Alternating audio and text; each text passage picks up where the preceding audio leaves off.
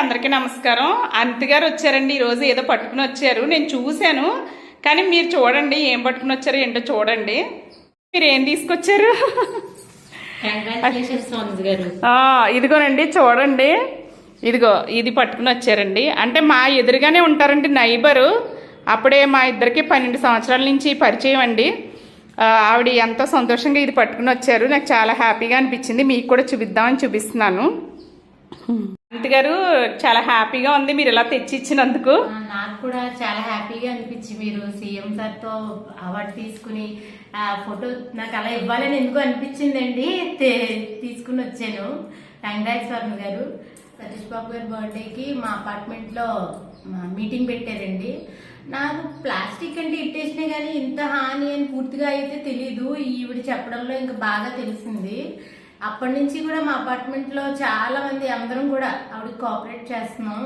నా వరకు అయితే 75% వరకు నేను చేస్తున్నానండి. కాకపోతే నేను బయటికి రాకపోయినా కానీ ఆవిడకి ఇంట్లో ఉన్నంత వరకు అంతా కోఆపరేట్ చేస్తాను నేను. సో అలాగే ఏదైనా పాడేందున్న ప్లాస్టిక్ అన్ని కూడా పక్కన పెట్టి చెడతామండి. ఆవిడ సడన్ గా 1 month బ్యాక్ అనిత గారు నేను కూడా మీతో పాడేయాల్సిందే, ఇంకా నేను కలెక్షన్ ఆపేస్తున్నాను, ఇంకా మీరు కూడా పాడేయండి. నేను చెల్లట్లేదండి. చూసాం వర్షంలో తడిసినాయి, తర్వాత ఆరిపోయినాయి, అయినా కానీ అవి వెళ్ళట్లేదని చెప్పేసి ఇంకా చేయలేనండి నేను అన్నారు. అయ్యో ఏంటి మనం ఇంతకన్నా ఏం చేయలేం కదా, ఏం చేయాలి అనిపించింది.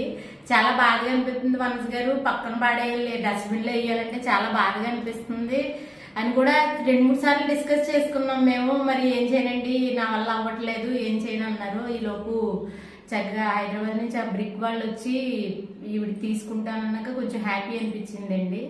అట్లా సీఎం సార్ నుంచే ఆవిడకి ఇలా కబురు వచ్చి, నాకు ఆవిడ కోసం కబురు వచ్చి ఇలా తీసుకున్నందుకు, అవార్డు ఇస్తున్నందుకు చాలా హ్యాపీగా అనిపించిందండి. ఫస్ట్ అయితే నేను టీవీలో విన్నాను, తర్వాత మా చెల్లి ఫోటో పెట్టింది, మా పిన్ని పెట్టింది స్టేటస్ చూసి చాలా హ్యాపీగా అనిపించిందండి. నేను అది చూసి చాలా, కానీ ఆవిడ చెప్దామంటే ఆవిడ లేరు ఆ రోజు అక్కడ.